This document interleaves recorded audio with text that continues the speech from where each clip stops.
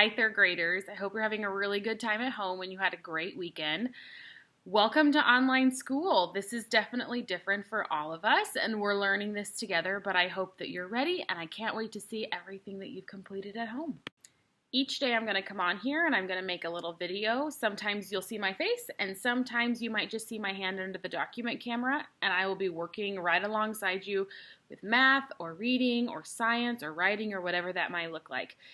If there's any time where you are confused or you have a question or you want some help, please let me know. Your parents have my email and my phone number, and we can FaceTime and work it out face to face, or I can talk to you on the phone, or your parents can just shoot me an email and I will respond as soon as I can. Know that I am here to help you for the next 6 weeks, and we're going to figure this out together.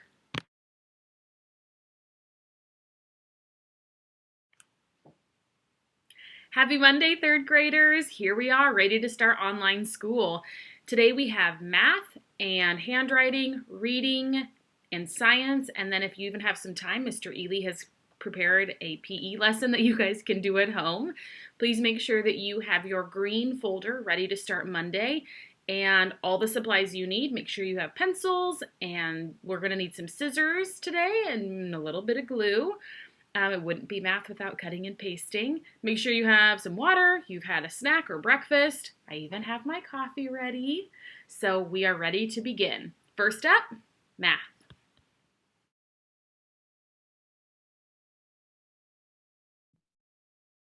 Good morning, boys and girls, and welcome to math. Today we're starting a new type of measurement. Last week we worked on time, and this week we're talking about capacity, which is the measure of how much a container can hold. This might be a familiar picture for you. A gallon of milk, it has the capacity of 1 gallon, and typically we see these in our refrigerators. There are many different tools you can use to measure capacity. This is a measuring cup and a measuring spoon, and anyone who may have helped mom and dad cook or bake, these are very familiar items that you might see in your kitchen. However, the 4 that we're going to talk about this week, or at least for the next couple days, are these most common that we see. So we've got a gallon right here, a quart, a pint, and a cup. And we're going to talk about the relation between them. How many cups can I put in a pint? How many pints can I put in a quart? How many quarts can I put in a gallon? So here we go. The first thing you guys are going to be doing is building this gallon man, and he's going to help us figure out how many of each measurement fit inside another one. So if you're looking for where that is, in your green folder, under Monday, your first job is to cut, color, and construct the gallon man. And if you flip the page, here's what he's supposed to look like. And then there's girl hair and boy hair, and I know that there's more than one. That's just how it's going to copy, so you just pick one. Here's a face, 1 gallon, quarts. He's going to be a pretty big man, but I think he'll be helpful for you guys as you guys are doing math today. So go ahead and construct that, and then when you're done, come on back and we'll continue on. So the first thing we're going to do is kind of think about how many of each measurement can we put inside of another one. So I've got a gallon, I've got some quarts, I've got some pints, and I've got some cups. And as you can see, they're all different sizes here. So the first thing is I'm gonna think. Jamal wants to paint the walls of his bedroom a different color. How much paint is he likely to buy? Is he gonna buy some cups of paint? I want you to think about that. That's your juice cup, or here's Mrs. Balinbin's coffee cup. Is this gonna be enough paint to cover his entire walls, all 4 of them of his bedroom?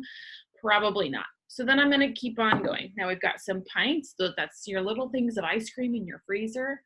I'm thinking that still might be too small. What about quarts? I'm thinking maybe a gallon of paint would be a better option. Sugar for a cake recipe. How much sugar are you going to put in your cake? If you put a gallon of sugar in there, that is going to be 1 sugary cake. That seems a little bit too much. What about a quart or a pint? I'm thinking maybe a cup of sugar would be a better option.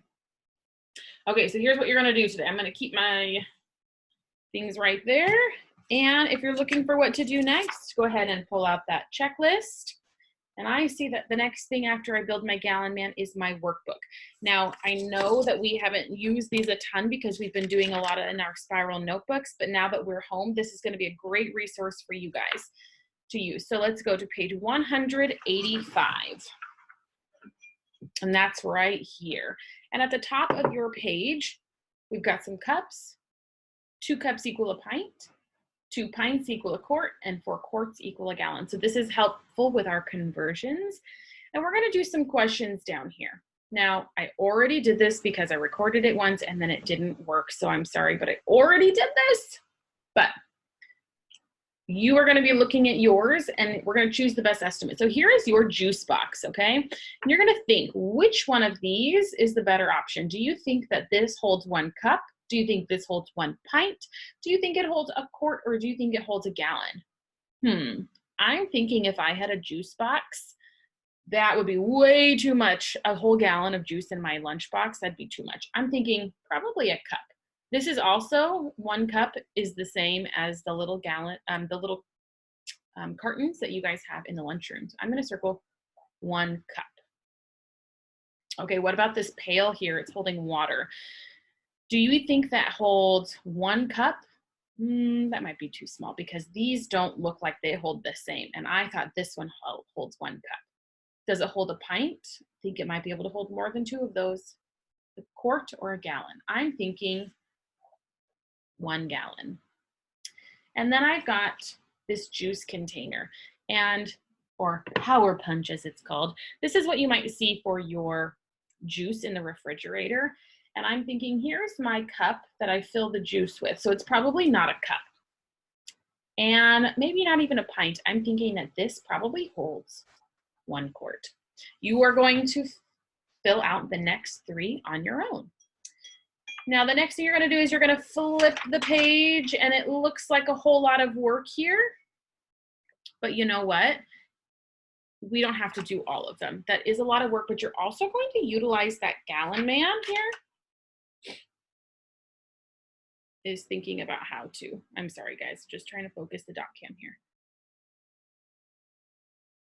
There we go, that's a little better. Okay, so here we've got your gallon man. You have built it. It's nice and big to help you. And I'm looking, here's 1 gallon, and I see 4 quarts in a gallon.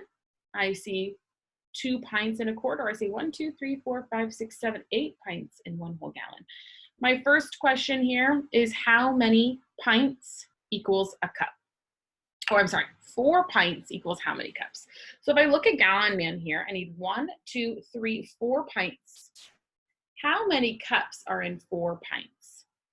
So 1, 2, 3, 4 pints, and I'm going to count all of the cups that are attached. I see 1, 2, 3, 4, 5, 6, 7, 8. I have 8 cups. The next question is 1 gallon is how many cups? So here's 1 gallon, and I'm going to count all of the cups that are attached to 1 gallon. Let's see, 1, 2, 3, 4, 5, 6, 7, 8, 9, 10, 11, 12, 13, 14, 15, 16 cups attached to that gallon. Okay, there's a lot of questions on this particular page. If this is something that you are struggling with, I want you to only pick 10. And mom and dad can help figure out which 10 might be best for you, or just go ahead and do those first 10. I think those ones will be the ones that are a little bit more simple for you. When we get down to here to 9 gallons, as you see, I only see 1 gallon here. So this is where your multiplication is going to come in handy. So how many quarts in 9 gallons? Now I'm going to see how many quarts are in 1 gallon. I see 1, 2, 3, 4 quarts in 1 gallon. And I'm going to do a little bit of multiplication. If I have 4 quarts in 1 gallon, how many quarts in 9 gallons? I'm going to have to multiply 4 times 9. And hopefully you guys can do that, or you know how to figure that out. You guys should have your math spirals and all that multiplication help in there. So I want you to pick 10 if this is a little bit of a struggle. If you're up for the challenge and you have the time, I want you to complete at least half of the questions. There are 32, so what is half? Good luck, boys and girls.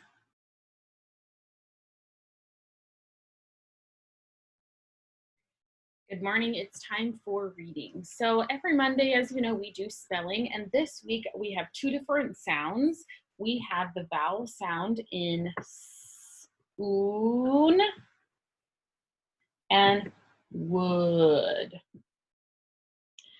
And I see that both of them have double O's in them. I see two O's here and I see two O's here, but I want you to sound out each word. Would be the day that I would say, I want you to say every single word out loud to figure it out. So spoon, this says ooh, and this says wood. Do you see how those sound different? Spoon and wood. You're gonna organize your words by the sound of them, not the spelling, because look, they all have double O's. So the first one would be mood. Spoon or wood. Mood looks like it's spelled the same as wood, but I'm listening to the sound. Ood, spoon. Those sound the same. Next one is wooden. Wood, wooden. Now you might sound a little silly at home sounding all these out, but it'll be really helpful if you read each one out loud. Okay, you know what to do for reading. This is the same thing we do every single Monday. You have your 3 spelling pages. If you're unsure which ones those are, they're going to be on your checklist just like every Monday. So here's your first 3 spelling pages. It also says weekly spelling practice. So if you have a little time, if you were able to do these really quick, there's some spelling practice right here. You're just going to pick 12 or 6 words, depending on what it says. And there's a couple Monday practices. If you want to save those for later, you can go ahead and do those, or you can do them right now, up to you. The third thing you're going to do is journal write. And this is the same thing that we do all the time in class, but I know that some of you don't always get to it because we'll switch gears as a class. So if you're looking for the context for that, it's going to be, we're on week 19. Here's all of your vocabulary words. Maybe take a minute to read through those and see if you can come up with a definition. And then the second page, sometimes we do this where it says preview the topic. So this week, your story is talking about social relationships. So relationships is between 2 people, and social just means that they like to talk or communicate. So the huge rock, El Capitan, rises out of the beautiful Yosemite Valley of California. The Miwok are American Indians whose ancestors lived in the valley for hundreds of years. For centuries, the Miwok have told a myth that explains how the rock first came to be. Yet the myth tells more than that. It shows that the Miwok believed it was important for a community to come together to help each other in times of trouble. In 2 Bear Cubs, you'll read the Miwok myth as a play. You'll see how the animals try to help when 2 bear cubs and their mother are in need. So your journal write or your journal time today is just this box right here based on social relationships. So it says, think about another myth or story you have heard. And that just means, have you heard of a story that you're not really sure if it's completely true, or maybe there's different reasons, different stories behind it. Who are the characters in that story? Where does the story take place? What event does it explain or lesson does it teach? And then you're going to write a paragraph that explains these questions. And if you're wondering where that happens, you're going to do that in your green spiral notebook.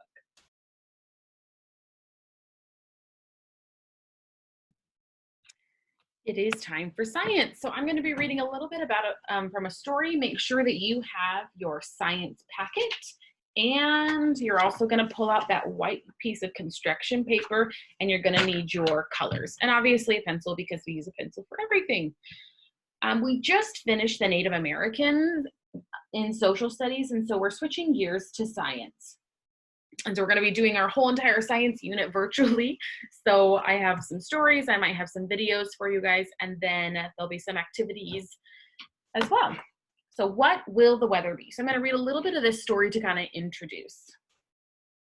What will the weather be?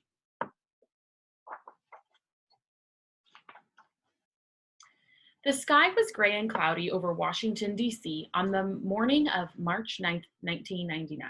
The weather forecast called for an inch or 2 of snow. But by noon, there was so much snow on the ground that many cars and buses were stuck in it. The airports had to close down, so did schools. In all, 8 inches of snow fell on the city. The weather forecast was wrong, and the people were not prepared for the huge storm. I noticed that it's talking about storm, snow. Weather forecasts tell us what kind of weather is coming, but predicting the weather is hard to do. It's easy to see what the weather is like right now. You can go outside and look. Is the air warm or cold? Is it windy or still? Is the sky clear, or is it covered with dark clouds? Whatever the weather is like, it often stays that way for days at a time. But then something happens. The wind begins to blow. Air from somewhere else moves in. Sometimes it is cooler air from the north. Sometimes it is warmer air from the south. The new air pushes against the old air. The places where this happens is called a front. Most changes in the weather occur along fronts. Where cold air pushes against warm air, we say there is a cold front. Cold fronts move fast. They can make the wind howl. They quickly push warm air up and out of the way. The rising air carries water. The water is not a liquid. It is a gas called water vapor. As the air rises, it cools and the water vapor turns to liquid. High in the sky, the drops of liquid water clump together and make clouds. The clouds grow big and dark as more air rises. Then it rains. There might be thunder and lightning. Notice on this page, we're talking about rain, thunder, and lightning. Those are weather words that go together. If it is cold enough, snow falls. It all happens very fast. Cold fronts cause sudden storms, but they usually do not last long. After a cold front passes, the sky clears and the weather is colder. Okay, and we're gonna stop right there. So I want you to pull out this packet. And we're gonna do a couple examples together. So we always make sure that we put our name at the top. Even though you are at home, I'm still going to be collecting your work, so you need to make sure I know whose it is.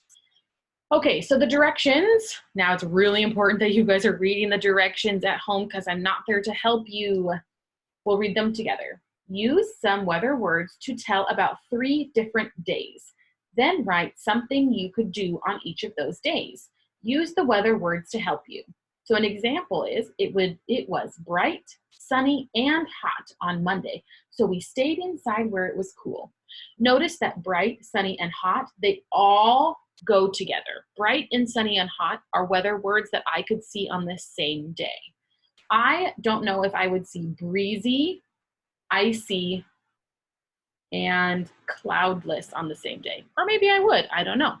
You are gonna come up with words that go together that you could see on the same day. We have 3 days. We've got Tuesday, Wednesday, and Thursday. What did I see on those days? So it was, let's see, I'm gonna start with hot. It was hot. And usually on hot days, it's sunny. It was hot, sunny, and I like this word cloudless. Usually on a sunny day, you're not gonna see clouds. If it's really hot out, those clouds are gone. So it was hot, sunny, and cloudless on Tuesday. So what did we do on a hot, sunny, cloudless day? We ran through the sprinklers to cool off. Okay, now we got to pick some other words that go together. Freezing. It was freezing. What words go with freezing? Probably icy. I like icy. Freezing, icy, and frosty. I like it. Frosty. It was freezing, icy, and frosty on Wednesday, so we warmed up with a cup of hot cocoa. You are going to come up with 3 examples all on your own using words that match for a single day. Then it says illustrate one of your sentences. You can just do an example down here or just a rough draft, but what you're going to do is you are going to pick one of these for your paper. You can choose to put it this way or this way. It's up to you. I think I'm gonna do this way so I can show more across the bottom here. So I'm gonna pick one of these days, hot, sunny, cloudless, or freezing, icy, frosty. I kind of like hot, sunny, cloudless. That sounds fun. So I'm gonna write this sentence somewhere on my paper. I think I might just write it in on top. It was hot, sunny, and cloudless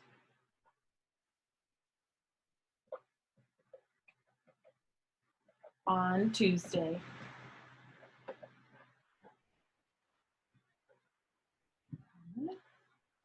So we ran through the sprinklers. Remember, you're just doing best guess spelling to cool off. Now, this doesn't show a whole lot, so I'm going to illustrate that. I'm going to show a hot, sunny, cloudless day and running through the sprinklers. So that's why I have my colors here. You can choose markers or crayons or colored pencils. That is up to you, but it does need to have color and detail, as we always say. So I'm going to start with my grass here, because if I'm going through the sprinklers, I'm probably in my lawn. I'm probably not in my house.